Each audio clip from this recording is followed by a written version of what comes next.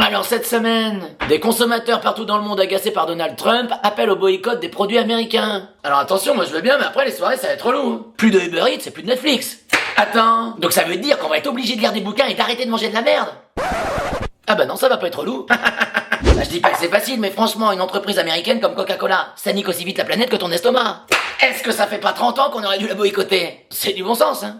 En parlant de boycott, aux États-Unis, la bourse, elle se casse la gueule depuis mercredi. C'est parce qu'il y a un débilos qui a fait une connerie, je vous laisse deviner qui c'est.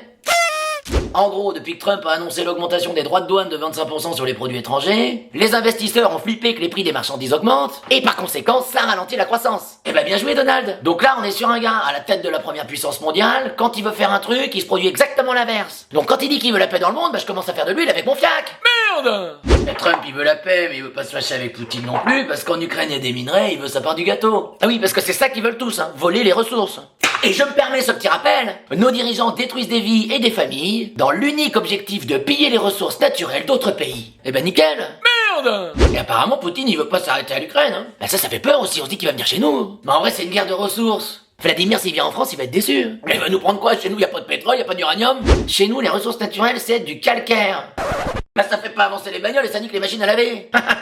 En France, la seule ressource de métaux précieux, c'est les médailles d'or sur la cheminée de Léon Marchand.